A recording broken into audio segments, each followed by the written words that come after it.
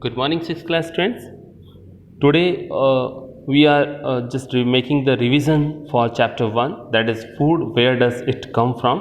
And for revision we are just making the study of our new things, that is the question answers. Okay, the question answers of this chapter 1. I hope multiple choice questions, fill in the blanks, and in the match the following and true false, you are not having any too much problem. So for that, if we are thinking that, then it is sometimes the students are having the difficulties to understand the short answered question and long answer question. So today we are just understanding or studying about the short answer type question for revision and for long answer type question. So name 5 plants and their parts that we eat. So you know about that. I already sent the question answers of for chapter 1, short and long. So for their plants like beetroot and their parts are like root. For potato there is a stem, fenugreek that is the leaf, and cauliflower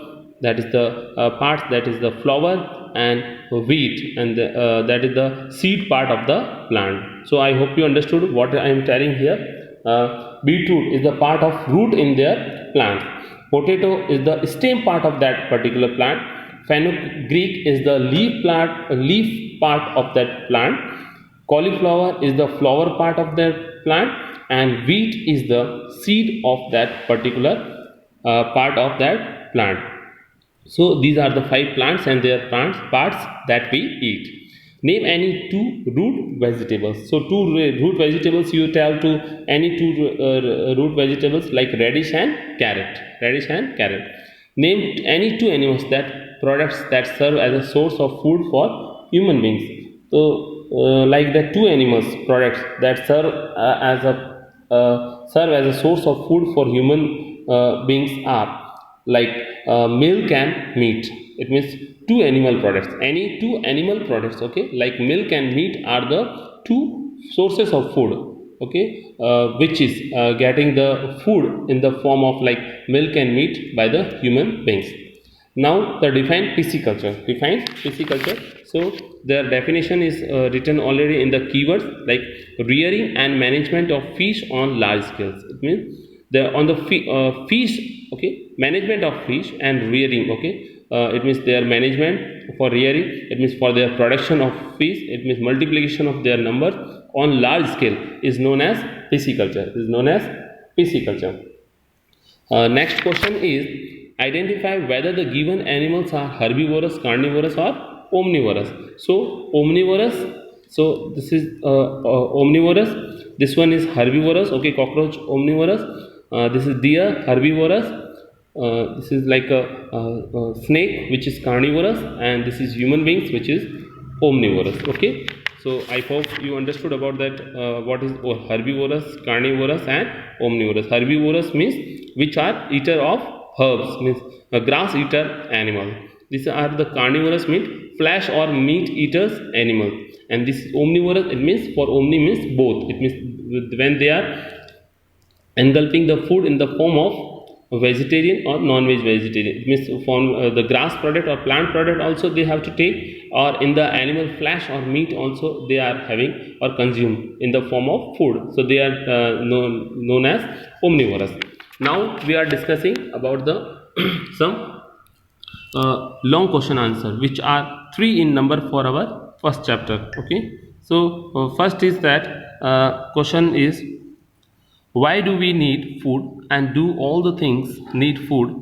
Okay, why do we need food and do all the living things need food? So you just understood what I am telling here.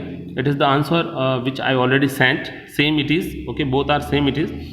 It is needed to grow and repair the worn out cells. Okay, so we need food because it is needed to grow and repair the worn out cells. It means if there are some damaged cells in our body or some growth anyone needed, then it is the work by the for the food. It controls the various body functions. It means how body functions are controlled. It means how body functions are carrying and how it is controlled by its main role is the of the food is that.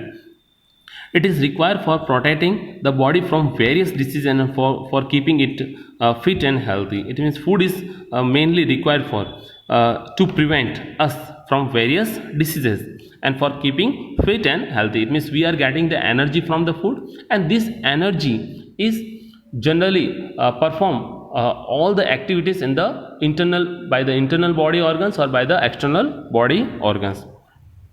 And all the living things need food because it provides energy needed for various activities, okay, like our daily activities like playing, okay, maybe sometime dancing, singing, okay, running, walking, okay, writing, learning. So these all are the different activities can be done by the human beings, and they get the energy in the form of food and nutrients. So these nutrients just comes from food, and that's why we need food. Okay, next question is, what do you understand by carnivorous, and give two examples. So the animals who eat the flesh of other animals are called carnivorous. Okay, those are eating the meat or flesh of other animals called carnivorous, like lion, tiger, wolf, snake, eagle and vulture are like the example of carnivorous. And give two example, and so they are having some special characteristics, okay, by which they are having the good carnivorous characteristics or conditions, like they have a sharp canines for tearing flesh. They have a sharp canines means side four teeth, okay, two at the lower jaws and two at the upper jaws. So sharp canines for tearing flesh. It means to tear flesh they are having a sharp canines teeth. Okay, so these canine teeth help to tear the flesh, like carne meat and boar eater.